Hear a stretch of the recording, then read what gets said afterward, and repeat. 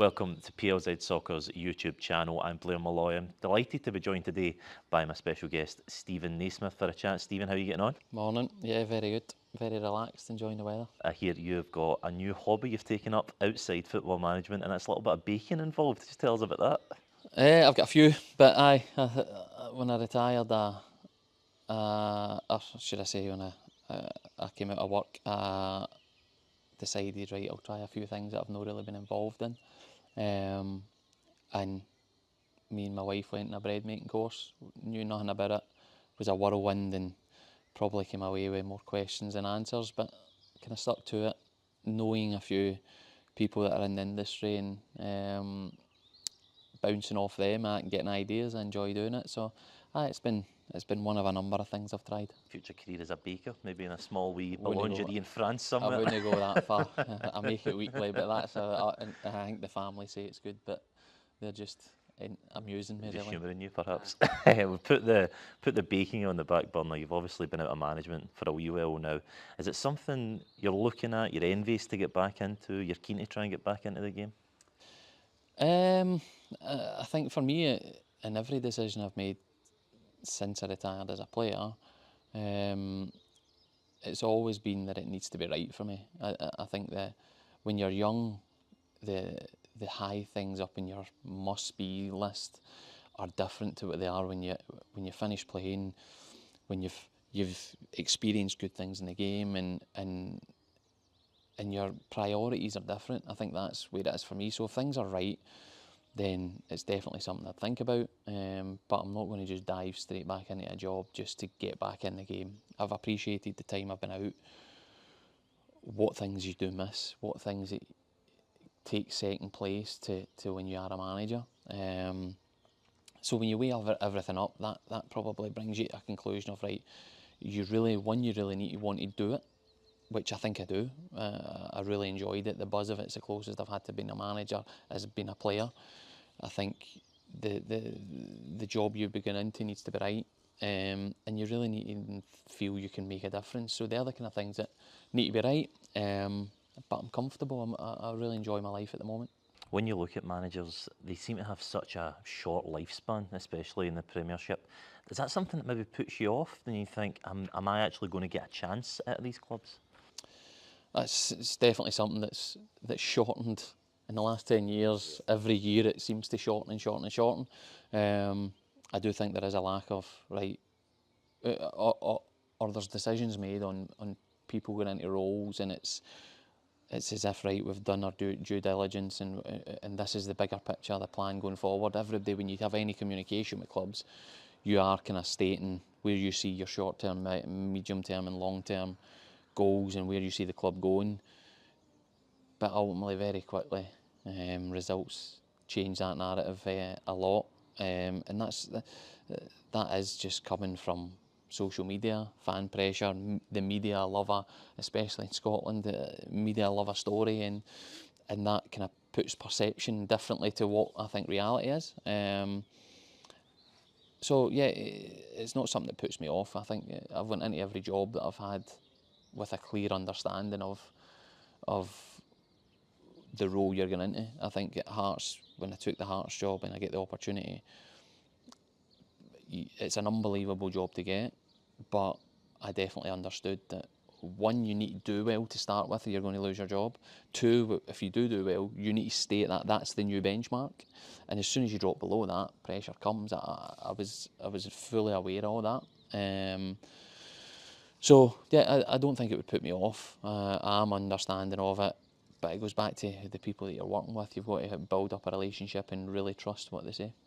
You spoke about having to go in there and results defining you.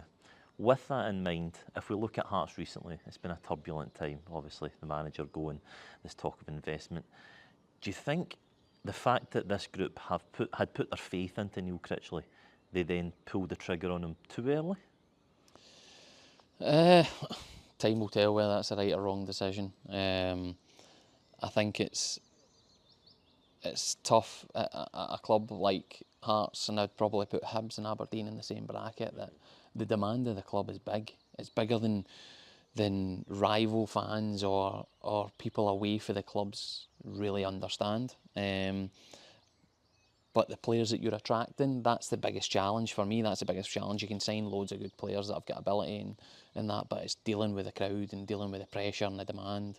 And I think that's where too many times this season the club haven't got the results at the right time. That comes from at the start with myself. We had a really bad run at the start, although some of the performances weren't bad, and I think in the expected points, if you like, we should have had a fair few more points than we did. But circumstances, when a game that springs to mind, Dundee United at home, we have a lot of the ball and we have some chances, we don't take them, they score late on from a missed kick that takes a deflection and goes in. When your luck's down, that seems to happen. But I think that's been the biggest thing too many times this season. The results, at certain moments, big results haven't happened. Going out of Europe pretty early, circumstances even late in this semi-final. The performance was good. You look as if 11v11, you're the better team. You get a man sent off and the tie changes and Aberdeen win. These small margins are what do define managers, and ultimately that's what's happened at Hearts. Just on that pressure when you're in Tynecastle, we've obviously been there, you're sitting in that dugout, the press box is right behind that dugout, you can feel the stands right on top of you. Do you think when you're going up against teams with a budget of particularly Celtic, Rangers, perhaps in the next couple of years, there's almost an unrealistic expectation to go and compete with these two, if you're Hearts, if you're Aberdeen, if you're Hibs? I think it's unrealistic to say that you're going to challenge. One, with the resources and the income streams that the old firm have are way beyond these clubs. I think it's good having that demand and the expectation, but where these clubs are at the moment, it's going to take time. I think in the recent days, the news about the route that potentially might happen for Hearts, that is something that potentially narrows the gap. I think there's so much with the budgets that the three clubs that we've mentioned. You need to basically get every bit of recruitment bang on and hope the old firm don't each year to narrow that gap. You can have a one-off season that does, but then the following season when you're in Europe, that brings a new dimension because a lot of these squads haven't been used to that. And it's, people think, oh, it's only a game every 3 days, but it's not. It's the travelling, it's the mental fatigue, it's the getting back at 2 a.m, having the focus that next day to go into training and understand the game plan. It's these wee things that take their toll on players. Now, when you're an international player or you're competing in Europe consistently, you build a resilience to that. But when you've not, to get that, you need to go through it. And you need to go through it and maybe have a couple of seasons that you're not fighting as much, but maybe fighting for Europe and slowly build. But it goes back to the bigger picture. This day and age, everybody wants it now, and then when it's not now, we move on and we move on. But no club's ever going to have a trajectory that's just going to be up for the next 10, 15 years. And you've got Tony Bloom. Now in the last couple of days we've seen the news, he's made a bid for a 29% stake in Hearts. I think it's 9.8 million he's offering to put into the club. Do you think his involvement in Hearts and Scottish football in general can only be a good thing? I think for Hearts it's an excellent thing. I think it would be different if you're just using an analytic company. He's showing that he's want to be part of this, to invest, and with him doing that, as successful as he has been, he's not just going on a whim. In my opinion, this is not an ego-driven, I want to be... That's not what this is about. This is about making a statement in a league that's predominantly dominated by two clubs, and this is an opportunity to go, right, I think I've got a tool here that works, really works. And there's probably no better case study than being in a league where there's a domination by two clubs. And I think what also is a positive for Hearts is this isn't something that's only 3-4 years old and still in its infancy of it. This is a company that's been working with football clubs around the world for 10 years plus probably. So it's a robust system that definitely can help with recruitment and understanding of a style of play. You think there's a little bit of a similarities between Tony Bloom coming in at Hearts, the 49ers potentially coming in at Rangers, that Scotland's a bit of a blank canvas, and that if you get it right, you've got easy access to Europe, because buying in at the top end of England now, it's priced out a lot of people, it's just too expensive, but Scotland is a sort of an alternative route in, if you will. For European football, it definitely is an opportunity. But I think the way the football, in the last 15 years, football's been transformed on the pitch, with the styles of play and Pep coming in and different managers putting their stamp on things and being really creative, but off the pitch as well. It's not just a business that's just football. It's buying players as a business to make money on them, not to play in your team. It's about having multi-clubs that you can put a system in, that you can maximise the opportunities for your investments, which is the players. So I think it's good for Scottish football. I do think Scottish football needs to have clear principles and understanding when these guys come in, what is allowed and what's not. It can't be back to the 90s and the early 2000s where a Romanov's coming in, for instance, and just having free rein. There needs to be strict rules and guidelines to stop any mismanagement. But when you're having massive companies around the world wanting to invest in Scottish football, it's definitely a positive. One of those names, the favourites for the Hearts job at the minute, Derek McInnes, he's doing a good job just up the road. Do you think he would be a good fit in that capacity? I think Derek McInnes has done a brilliant job at Kilmarnock. From when he came in, to get them up, to stabilise them, as much as Kilmarnock are seen as a bigger club in the Premier League, and then to get Europe. But then this season's been trickier, but that's having the European adventure at the start and playing all their games. So I think he's done a really good job. I think he's somebody who's proven at Aberdeen that he can manage a club with that expectation.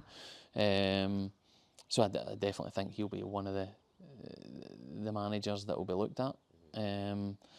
But again, in the past, the club have spoke about going down certain routes of what type of manager they want. So I think that's the root of it all. What way the club want to go. But I think in Scotland we've got some really good managers. Stephen Robinson's done incredibly well with St Mirren. You've got John McGlynn, who back-to-back manager of the years and back-to-back promotions. And then you've got some younger managers who are doing really good stuff under extreme pressure of the demand of staying in the league. So I think in Scotland we've got really good coaches and managers that all what could be somebody to begin. If I take you back to one of your other former clubs, Rangers, we're obviously just off the back of an Old Firm game. Rangers 1-2 in the league, drawn 1, lost 1. Is it more frustrating, do you think, from a Rangers point of view, that they've managed to compete with Celtic over across these games, yet they're still so far behind in the league? It's just one of the frustrations, I think. I think this whole season's been a big frustration. But for me, that's not the problem. The problem isn't getting up for... I'm sure before one of the Old Firms I heard Barry Ferguson say, it's easy to get up for the games, and he's right. It's your toughest games, the Old Firms and the European games, but they're also easier when you're not expected to have to break down a low block. And for me, that's been the hardest thing for Rangers. They've continuously not managed that. They've conceded too many goals on the back of it. And I think in a lot of the games they've not had that sustained pressure that teams eventually crumble under. They've not managed to do that enough. But that's where I think with the takeover and the investment is probably the best case to get Rangers back into that department of being a real competitive force at the top of the league. I look back at the teams that you played in with Rangers, title-winning teams. What was the difference? How did your teams manage to get up for those games? Was it just better players? Was it a better mentality? What was the difference between that group and this group when it comes to those games? I think for any Old Firm team, the balance of having a core group of players that understand the club, but that may be Rangers, it may be Celtic, but understand what's expected, what the standards are, what are, from daft things, from how you act in the lead up to certain games, to if you've been beaten, there's a certain way you should act after it. I think the most successful Old Firm teams have had that. Have had that core group of players, whether it be Scottish players, whether it be British players, but even some of my teammates that were from around Europe, the ones that bought into the club, the Sasa, Papac, for instance, Jelavic, these guys bought into the club and they understood it. That's a massive ingredient. That's a massive thing that's needed. I think we also had probably more players that, and it's not so much match-winning players, but more players that would come up with a big moment. Seeing the games when you're in the European run of Europe midweek, game weekend, Europe midweek, game weekend, but on the back of that, your rivals are winning on the Saturday, so you're playing on the Sunday and you must win to stay above them or stay in contact with them. We had more players that would do something in their games that would win you the game. That's the things I see. That the games weren't pretty after Europe, but somebody would come up with a big moment that would either get you the first goal that you go on and win 2-3-0, or you would get a goal that would win you the game 1-0. There is Barry's kind of spoke about it, and it's been talked about a lot since he came in, this idea of a Rangers DNA. And I think just that your answer there, it proves that it does exist. It exists in the way that new players coming into the club are taught about how to carry themselves. And that's, as you say there, it's definitely something that for a successful team has to emanate from a core group. Yeah, it does. Whatever you want to call it, it's just, it's you either have it or you don't have it, and you're either a success at the Old Firm or you're not a success at the Old Firm. But it's down to that. 100% it's down to that. I think when Rangers have had to come through the leagues, a lot of it was lost because the calibre of player that was in the club. I think when Rangers win the league, you can see it. Alan McGregor, Stephen Davis, the Scott Arfield's in there who's got an understanding. There's so many others in there that drag the players that are on the fringes and guide them, and that's what brings success, because it's a really intense environment to be at, and you need to be fully focused all the way through to be successful. Talking about intense environments, life as a Rangers striker, it must be one of the toughest places to play, I think, in all of football in general, because it's almost, even if you score so many goals, sometimes the fans are just never going to be happy. And I think you're perhaps seeing that now with Cyriel Dessers, a man who scores 25 goals in the league and still gets so much criticism. Is there a sympathy there for him? I understand it, but also I think the price tag is the thing that, when you're signed as a big player, it's the big. You can score loads of goals, and I think he's a good striker, scores goals. You can see he's got a finesse at times. A couple of his goals, the Olympiacos away one, the real calmness and finesse. The Old Firm one at the weekend, real calmness and finesse. And Adam Edis, for similar to Celtic, the price tag, they both can score goals. But it's the big moments. It's the big moments that's going to endear you to the fans or frustrate the fans with you. And I think that's where they've been, both of them at times. It is tough, but also you need to have the mentality of rubbing your hands, going, we're going to dominate the game. We're going to create 3 times the amount of chances the opposition. I just need to make sure I'm in the right place and I've got that big moment in me. Because there's loads of strikers that play in teams that get 1 chance a game. So you've got. I was the type that would always look at it and go, this is a great opportunity to do what I want to do. But the big moments are the ones that define you at the Old Firm. Just move on to another one of your clubs just before we finish up today at Everton. David Moyes has come back into that side. You played under him down there. Can you just try and sum up to me what he means to the people down there, and just how big an impact that is, him going back into that club?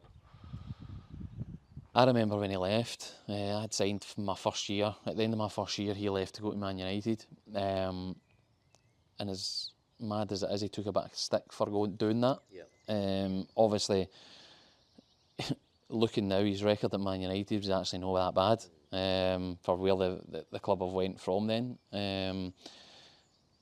But I said at the time, I don't think people really appreciate what he'd done in the 12 years that he was at Everton.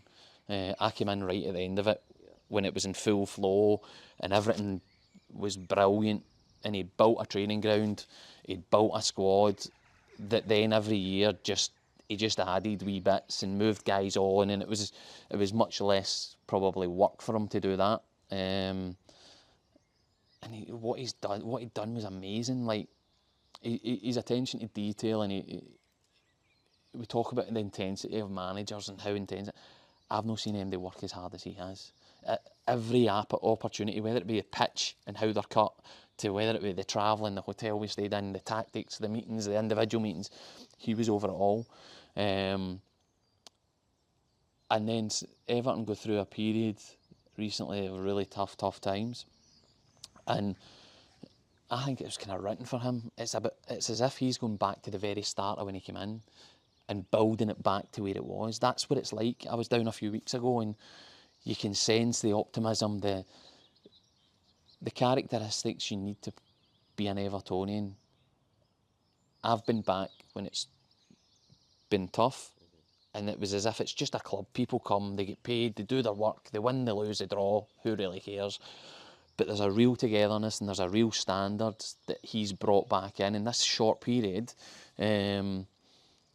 That's amazing. So it's a brilliant fit for a manager in a club. I think he's being appreciated now for what it's been over the last 5-6 years at Everton. They've wasted a lot of money and I don't think they've performed particularly well. And you've got a guy here now who loves the club, will do anything for them. And if I'm honest, it's a good second coming because they're moving into an unbelievable new stadium that's going to transform the club again. And I don't think they're in the safest hands they could be in. Just talking on the stadium there. I was down in Liverpool a few months ago speaking to Evertonians. They say they're ready to move. It's like they know this is going to be the next step to propel them into this stratosphere that is the Premier League now. But there is just something about Goodison Park that it will be sad to see it go because it is one of those proper old grounds that you don't really get too much of anymore. Yeah, it is. I think the last game being next week, I would imagine it'll be an emotional day for everybody. And the biggest thing, it is a really old ground, but the structure of it, the way it's built, is amazing. And through my whole career, when I went away on international duty and all the players would be talking and that, the biggest thing they would ever talk about, normally when you go to an old ground, everybody talks about a negative. The changing room's tiny, this bit's horrible. The biggest thing Everton spoke about Goodison was the atmosphere and how good it was and how amazing and how intense it is because it's so close to the pitch.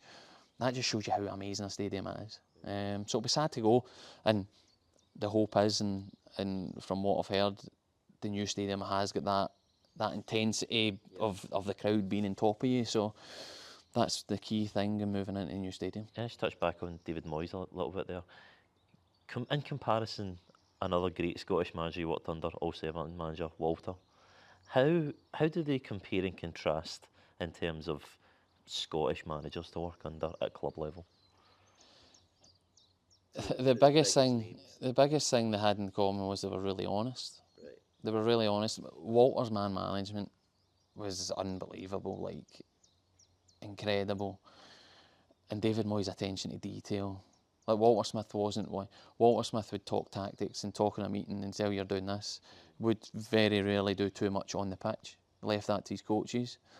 And his man management, he knew when to just drop a comment in that gets your mind racing and thinking, "Oh no, he's on me," or vice versa. Yeah. Just unbelievable at that. And David Moyes, whereas attention to detail and does everything. He wants to be on the pitch. He wants to make sure you clearly understand every part of the game plan. But their biggest comparison is their honesty. Do you think that's such a unique trait for Scottish managers and such a reason why we've been so successful, especially down in the Premier League? That honesty, that straight as a die mentality when it comes to approaching it? Yeah, that definitely is one of them. And I think Scottish mentality is right, let's go here, let's have a right go. No matter who you're playing, you could be playing the best team in the world, let's have a go. Yeah. So there's a real belief that you can actually do it. I went into a game, at no point did I go into any football match that I played in and thought, oh no, I'm playing against whoever. It was always going, right, let's see where this goes, let's have a go. And Scottish managers, that breeds off them. You can feel it off them. And that, again, the honesty, if at times too honest, but I think there is a real respect, especially when you're in England and you can see so many different cultures and so many different players coming from different backgrounds. The one thing everybody wants is just a bit of honesty. Speaking of one of your ex-teammates at Everton, Romelu Lukaku, he's went on and had quite a career for himself. You played him in the sort of beginning of his career, and he's maybe after that period at West Brom, just coming through at Everton. He's been a character that divides opinion his whole career. How did you find playing with him on the park?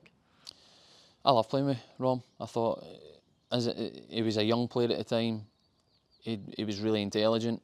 Like, his intelligence in terms of languages, could speak a few different languages, was carrying a big hope, the next big thing in Belgium. And I think when he came to Everton, that was he